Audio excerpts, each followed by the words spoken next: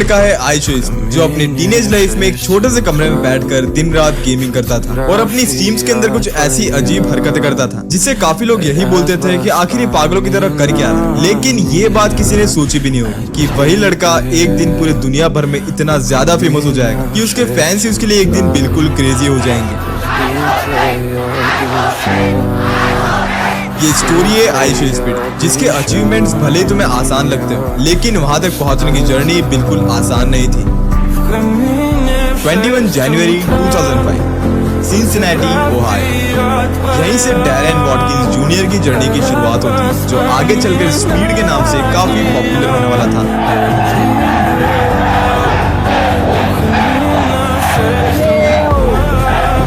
लेकिन उससे पहले उसका बचपन कभी भी एक सिंपल हैप्पी फैमिली के साथ कभी नहीं गुजरा था, क्योंकि उसके पेरेंट्स का उसकी अर्ली एज में डिवोर्स हो गया था और जिस वजह से उसे कभी अपनी मॉम के साथ रहना पड़ता था, कभी अपने डैड के साथ। मतलब शुरुआत से उसका कोई स्टेबल, उसकी पूरी फैमिली बिखरी हुई थी और दूसरी तरफ जहाँ पर वो रहता था वहाँ पर रोज शोर शराबा रहता था और कोई ना कोई लड़ाई झगड़े होते रहते थे।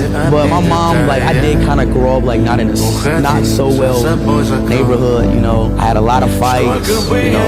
I seen a lot of stuff. That's how you got fans. Yeah. मतलब उसने अपनी छोटी सी एज में अपने आसपास ये वायलेंस देखा है और इसके अलावा स्पीड भी अपने स्कूल में काफी पॉपुलर बच्चा है और वो शुरुआत से फुटबॉल एंड बास्केटबॉल दोनों में काफी अच्छा था। और जैसा कि स्पीड ने अपने इंटरव्यू में बोला, उसके लिए शुरुआत में काफी बड़े इंस्पिरेशन थे। और अगर तुम्हें नहीं पता तो निंजा काफी ज्यादा पॉपुलर पूरा स्ट्रीमर है, फोर्टनाइट के लिए काफी ज्यादा पॉपुलर हुआ था। और यही सब देखते हुए 11-12 साल के स्पीड अपनी मॉम के पास जाता है और ये बोलता है, Mom, I was 12 years old. I'm like, Mom, I want to be a streamer. She's like, boy,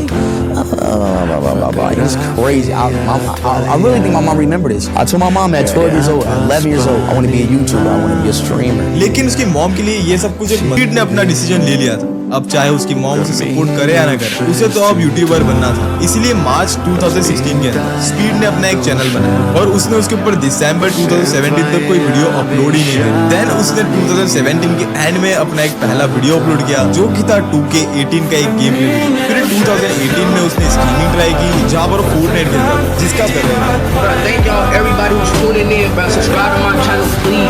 लेकिन जिसके बाद उसने यूट्यूब के अलावा ट्विच को भी एक ट्राई किया, अनफॉर्चुनेटली वो भी नहीं चला और जिस वजह से उसने थक हार के यूट्यूब भी क्विट कर दिया। और अगर मैं तुम्हें ऑनेस्टली बताऊं तो यही एक नॉर्मल बात होता है कंटेंट क्रिएटर की जर्नी का। और बीच में जब पैंडेमिक था और सब अपने घर के अंदर बंद थे और उस टाइम पर स्पीड के एक दोस्त ने उसे एक सजेशन दिया कि उसे यूट्यूब को वापस से एक ट्राई देना चाहिए और उसे स्ट्रीमिंग वापस से शुरू स्ट्रीमिंग ही छोड़ा। लेकिन इस बार स्पीड ने स्ट्रीमिंग को बिल्कुल नहीं छोड़ा था।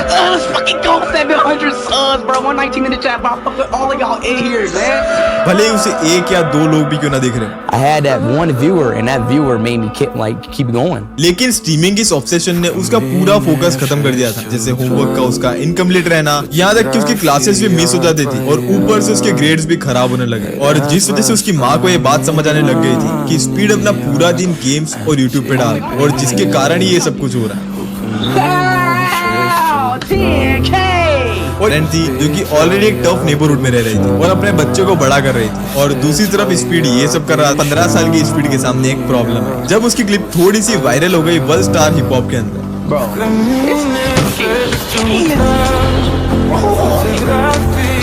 अगर तुम्हें नहीं पता कि डैड दोनों ही बिल्कुल खुश नहीं थे, अपने नाम को खराब कर, जिसके बाद उसकी मॉम ने उसके सामने एक शर्त रखी और वो ये थी कि या तो वो स्ट्रीमिंग छोड़ दे या तो उसके घर को छोड़।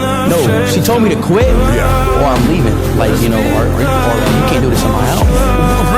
Yeah, I was like, I'm out. You know, like I'm not about to stop. Like I was already averaging like 20 viewers. I had like 1,000 subs, 2,000 subs. Right. She's like, what are you doing? Blah blah. Why is everybody talking about you like online? Blah blah.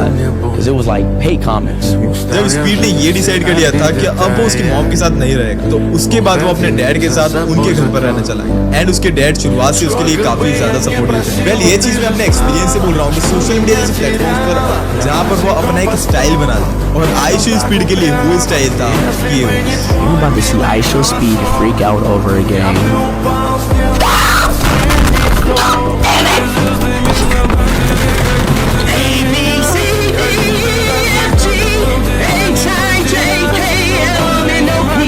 और ये चीज उसके लिए काम करना भी शुरू कर दी। उसके चैनल पर सब्सक्राइबर्स एंड व्यूअर्स आने लगे, यहाँ तक कि उसकी स्ट्रीम्स भी वर्क करने लगी। और ऊपर से इस बार उसके पास ऐसा पर्सोना था जो कि एक नॉर्मल स्ट्रीमर के पास बिल्कुल भी नहीं था। वो लिटरली अपनी स्ट्रीम्स को बहुत ज्यादा अलग बनाता था अपनी हरकतों से।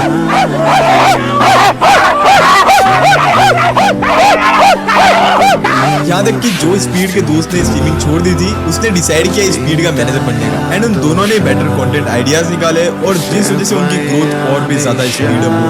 उन्होंने क्लिप फार्मिंग करना शुरू किया। जैसे अभी के टाइम पर तुम देखते होंगे कि स्पीड के कई सारे क्लिप्स इंटरनेट पर वायरल भी होते हैं। जैसे स्पीड की स्ट्रीम्स में से बेस्ट मोमेंट्स को निकालते हैं और इवेंचुअली वो क्लिप्स वायरल भी होने लगते। लेकिन यहाँ पर स्पीड के लिए एक और प्रॉब्लम है, और फिर स्पीड को उसकी मॉम के घर पर कुछ स्ट्रिक्ट रूल्स को फॉलो करना था।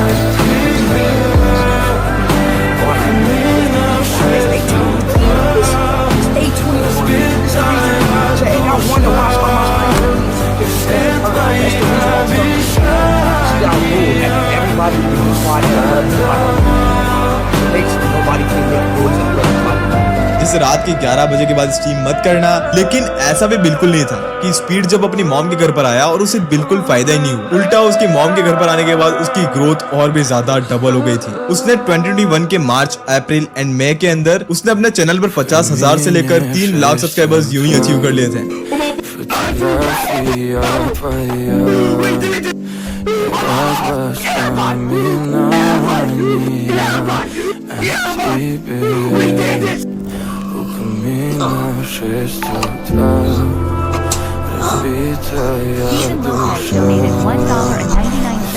और उसके बाद उसने ऐसे ही फिर 4 लाख, फिर 5 लाख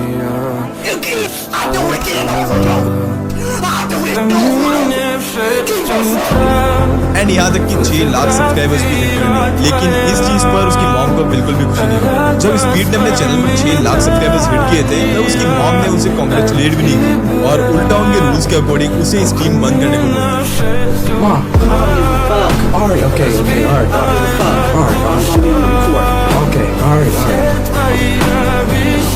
और जिसके बाद स्पीड ने कैमरा के सामने आकर माफी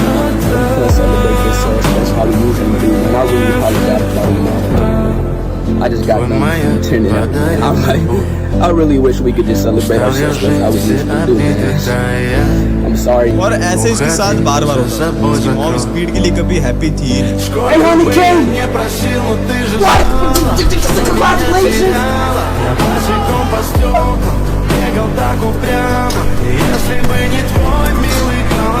यहाँ तक कि स्पीड की मॉम उसे 1.7 मिलियन सब्सक्राइबर्स करने के बाद भी उसे जस्ट बुरा ही फील कर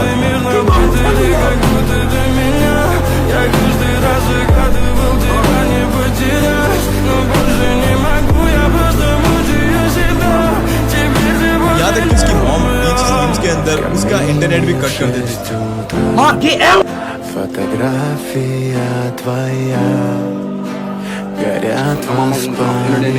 I'm want to cut off the internet. While I'm sitting here on YouTube doing what I love to do. You see how that sounds? I want to cut off the fucking internet.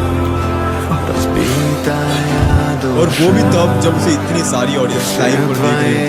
और ऐसा ही उन्होंने तब भी किया जब speed ने अपने channel पर 3 मिलियन सब्सक्राइबर्स हिट किए। और कभी-कभी तो उसकी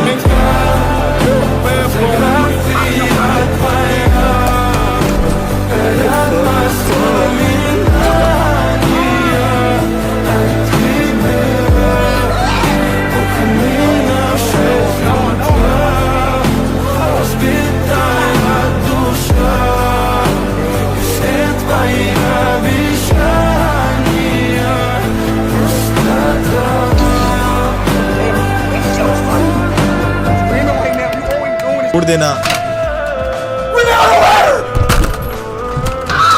अपने रूम में जोर जोर से चिल्लाना एंड यहाँ तक कि अपने रूम में फायरवर्क्स लगा देना।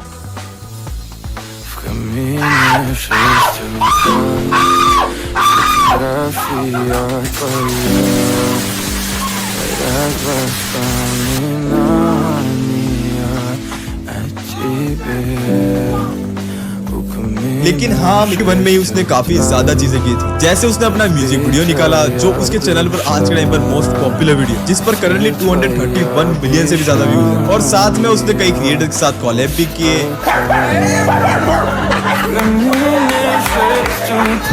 कारण उसकी ये हरकतें और भी ज्यादा लोगों तक पहुंच पाई और लोगों को उसका पर्सोना इतना ज्यादा पसंद आया कि उससे और भी ज्यादा क्लाउड मिला। यहाँ तक कि उसने अपने चैनल पर उसी साल बहुत ज्यादा क्रेजी स्ट्रीम्स भी की और यहाँ तक कि 2021 के एंड तक स्पीड ने अपने चैनल पर 4 मिलियन से भी ज्यादा सब्सक्राइबर्स हिट कर लिए थे। स्पीड के सब्सक्राइबर्स ऑलमोस्ट 6 मिलियन तक पहुंच गए थे, लेकिन एक दिन उसके एक रैंडम सब्सक्राइबर उसे 1 पाउंड एंड 79 पेंस का एक सुपर चैट किया, जो कि इंडिया के हिसाब से 212 रुपीज होता है और उसमें बस ये लिखा था कि तुम किस फुटबॉल टीम को सपोर्ट। ने कई सारे अवार्ड्स जीतना शुरू किए और यहाँ तक कि इस बार प्राउडली उसकी मॉम भी उसे सपोर्ट कर रही थी। मैं ये स्टोरी सुनकर बहुत से थैंक्स बोलना चाहता था और उसने ये करने के लिए उसे बुलाया, वो भी अपनी स्ट्रीम पर। उसका नाम था ब्रैडली और उसे स्पीड अपनी स्ट्रीम पर बुलाता है और उसके सामने बोलता है कि तुम ही रीजन जिस वजह से आज मैं इस प्यार में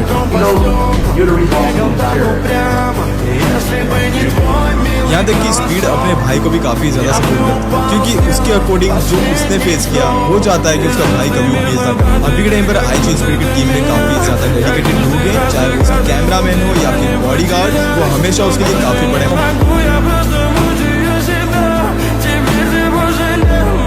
The greatest streamer to ever live. The greatest content creator to ever live. Say that.